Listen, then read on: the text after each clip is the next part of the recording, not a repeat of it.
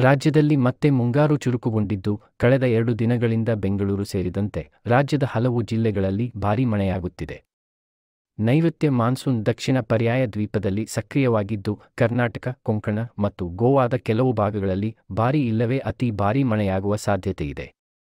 ಈ ಪ್ರದೇಶಗಳಲ್ಲಿ ತೀವ್ರವಾದ ಮಳೆಯಿಂದಾಗಿ ಜನಜೀವನದ ಮೇಲೆ ಪರಿಣಾಮ ಬೀರಬಹುದು. ವಾಯುವ್ಯ ಉತ್ತರ ಪ್ರದೇಶದಿಂದ ತೆಲಂಗಾಣದವರೆಗಿನ ವಾಯುಭಾರ ಕುಸಿತ ಜೊತೆಗೆ ಬಂಗಾಳಕೊಲ್ಲಿಯಲ್ಲಿ ಚಂಡಮಾರುತಗಳ ಪರಿಚಲನೆಯಿಂದ ದಕ್ಷಿಣ ಭಾರತದಾದ್ಯಂತ ವ್ಯಾಪಕ ಮಳೆಯಾಗುವ ಸಾಧ್ಯತೆಯಿದೆ. ರಾಜ್ಯದ 11 ಜಿಲ್ಲೆಗಳಲ್ಲಿ ಬಿರುಗಾಳಿ ಸಹಿತ ಭಾರೀ ಮಳೆಯಾಗಲಿದೆ ಎಂದು ಹವಾಮಾನ ಇಲಾಖೆ ಮುನ್ನೆಚ್ಚರಿಕೆ ನೀಡಿದೆ. ಜೂನ್ 12 ಹಾಗೂ 13ರಂದು ಕರಾವಳಿ, ಮಲೆನಾಡು ಭಾಗದಲ್ಲಿ ಭಾರೀ ಮಳೆಯಾಗುವ ಮುನ್ಸೂಚನೆ ಸಿಕ್ಕಿದ್ದು, ಈ 2 ದಿನ 10 ಜಿಲ್ಲೆಗಳಿಗೆ ರೆಡ್ ಅಲರ್ಟ್ ಘೋಷಣೆ ಮಾಡಲಾಗಿದೆ. ಕಳೆದ 3-4 ದಿನಗಳಿಂದ ಮಳೆ ರಾಜ್ಯದಲ್ಲಿ ಆರಂಭವಾಗಿದ್ದು, ದಿನದಿಂದ ದಿನಕ್ಕೆ ಮಳೆ ಪ್ರಮಾಣ ಹೆಚ್ಚಾಗಲಿದೆ. ಬಂಗಾಳಕೊಲ್ಲಿಯಲ್ಲಿ ಉಂಟಾಗಿರುವ ಮೇಲೆ ಸುಳಿಗಾಳಿ ಹಾಗೂ ಒಳನಾಡಿನಲ್ಲಿರುವ ಟ್ರಪ್ನ ಪ್ರಭಾವದಿಂದ ಭಾಗಶಃ ಮೋಡ ಕವಿದ ವಾತಾವರಣವಿದ್ದು, ಸಂಜೆ ಹಾಗೂ ರಾತ್ರಿ ವೇಳೆ ಮಳೆಯಾಗುತ್ತಿದೆ. ತುಮಕೂರು, ಮಂಡ್ಯ, ರಾಮನಗರ, ಗದಗ, ಬೆಂಗಳೂರು ಗ್ರಾಮಾಂತರ, ಉತ್ತರ ಕನ್ನಡ, ಚಿಕ್ಕಬಳ್ಳಾಪುರ ಮತ್ತು ಚಿತ್ರದುರ್ಗ ಜಿಲ್ಲೆಗಳಲ್ಲಿ ಅಲ್ಲಲ್ಲಿ ಚದುರಿದಂತೆ ಮಳೆಯಾಗಿದೆ.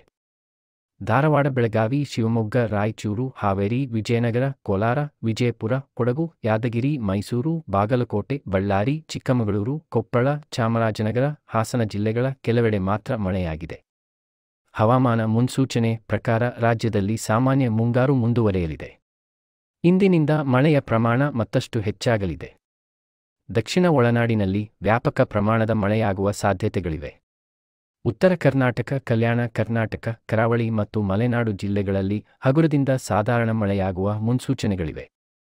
ರಾಜ್ಯದ ಪೂರ್ವ ಭಾಗದ ಜಿಲ್ಲೆಗಳಲ್ಲಿ ಮಳೆಯ ಪ್ರಮಾಣ ಹೆಚ್ಚಾಗಲಿದೆ. ಕರ್ನಾಟಕದಲ್ಲಿ ಅವಧಿಗೂ ಮುನ್ನವೇ ಮುಂಗಾರು ಮಳೆ ಎಂಟ್ರಿಯಾಗಿದ್ದು, ಧಾರಾಕಾರವಾಗಿ ಮಳೆ ಸುರಿಯುತ್ತಿದೆ. ಮೇ ತಿಂಗಳಲ್ಲಿ ಅಬ್ಬರಿಸಿ ಬೊಬ್ಬಿರಿದಿದ್ದ ವರುಣ ದೇವ ಜೂನ್ ಮೊದಲ ವಾರ ಕೊಂಚ ಬಿಡುವು ಕೊಟ್ಟಿತ್ತು. ಈಗ ಮಳೆರಾಯ ಮತ್ತೆ ಆರ್ಭಟಿಸುವ ಮುನ್ಸೂಚನೆ ಸಿಕ್ಕಿದೆ.